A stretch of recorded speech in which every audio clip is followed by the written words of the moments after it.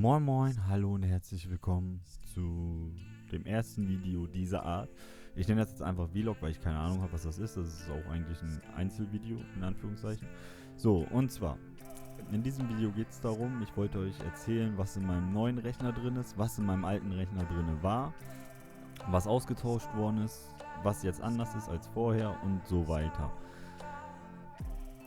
Darum geht's. Das wird jetzt auch kein 20-Minuten-Video, hoffe ich. Ich versuche mich so kurz und knapp zu halten, wie es geht. Beginnen wir erstmal mit dem alten Rechner. Den hatte ich damals über Otto geholt. Und da seht ihr auch jetzt den Rechner, der damals so viel gekostet. So sah der von außen aus. Das war der Rechner. So, hast du jetzt fertig? Komm, zack, zack, zack. Zieh mal durch jetzt. Ja, sehr gut. Ja, das ist nochmal der Preis, markiert, genau. So. Und dann kommen wir auch schon zu den technischen Daten. Die werde ich gleich im Anschluss nochmal nach diesem Kurzvideo reinschmeißen.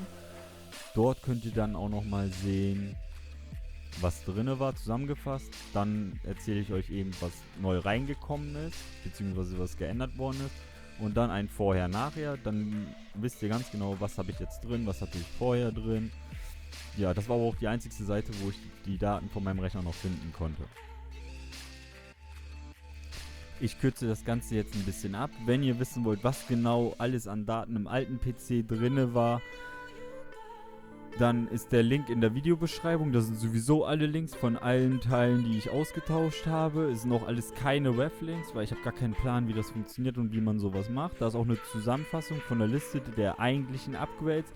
Ein paar Sachen sind noch dazugekommen, da sage ich aber dann gleich noch was dazu. Hier kommt nun also die Zusammenfassung der alten Teile, die ich ausgetauscht habe mit den neuen Teilen.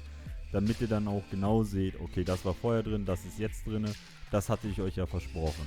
Und wie gesagt, alles andere findet ihr in der Videobeschreibung. Eine CPU-Kühlung war vorher quasi nicht vorhanden, das war luftgekühlt. Arbeitsspeicher waren vorher 16 GB. Mainboard hatte ich so einen Chipsatz von Intel. Gehäuse war so ein Small-Form, war aber cool, sah aus wie ein Alien. Netzteil 450 Watt. Festplatte war eine 1 TB und Windows 10 Home hatte ich drauf. Nun wollen wir uns mal die Teile anschauen, die wir ausgetauscht haben. Vielleicht auch noch ein paar Sätze dazu, wieso, weshalb ich was genau ausgetauscht habe. Erstmal zur CPU-Kühlung, die war vorher luftgekühlt, jetzt ist es, soweit ich weiß, eine Wasserkühlung drin. Von 16 GB sind wir auf Corsair 32 GB hochgegangen. Das Mainboard haben wir ein MSI Z370A Pro. Vorher hatten wir ein Alien-Gehäuse, jetzt haben wir ein Cooling Observatory-Gehäuse mit RGB-Licht, das heißt die Lüfter. Vorne und hinten, die haben Farben, also LEDs. Dann haben wir von einem 450 Watt auf ein 550 Watt Netzteil gewechselt. Der reine Materialwert lag damals bei rund 500 Euro. Plus, da ich jemanden beauftragt habe, das zu machen, wollte er 50 Euro dafür haben, sprich insgesamt 550 Euro. Da das Video auch schon ein bisschen älter ist, ne, wie ihr wisst, das sollte ja eigentlich schon viel früher kommen, aber ich habe mir dann doch noch ein bisschen Arbeit damit gemacht und war nicht ganz zufrieden. Aber jetzt kommt es ja, jetzt ist es da. Nun werden sich einige von euch wahrscheinlich fragen, wieso hat er dann noch eine neue HDD da eingebaut? Die Sache ist die, ich habe PC abgeholt und als ich alles angeschlossen habe und angeschaltet habe, hat er die HDD nicht mehr erkannt. Es ging nicht mehr mit der HDD. Ich habe keine Ahnung, ich habe PC neu gemacht, alles komplett zurückgesetzt, wollte er nicht mehr annehmen. Ich so, okay, cool. Naja, weniger cool, aber ist okay. So, dann wollte ich eine 1 TB da wieder reinsetzen. Habe dann aber gesagt, komm, ob ich jetzt 50 oder 60 Euro noch drauflege, macht den Kohl auch nicht fetter, als er eh ist. Also habe ich mir dann eine 2 TB Barracuda reingehauen, wie ihr seht. Und als ich dann Updates und alles machen wollte, kam das zweite Problem. Und zwar, Windows wollte eine Lizenz haben. Eine Aktivierungslizenz. Und ich habe überall gesucht, ich habe den Typen angerufen, wir haben alles nachgeguckt. Ich konnte diese verdammte Lizenz nicht mehr finden. Also musste eine neue her. Ich habe die jetzt auch nicht verlinkt oder so, weil man weiß ja, wo man eine Lizenz bekommt. Jedenfalls habe ich mir dann eine neue Lizenz geholt. Hab die aktiviert. Die ist dann von Windows 10 Home, ist sie dann auf Windows 10 Pro professionell hochgegangen. Und ja, das sind die Gründe, weshalb da eine neue HDD reingekommen ist, plus ein neues Windows.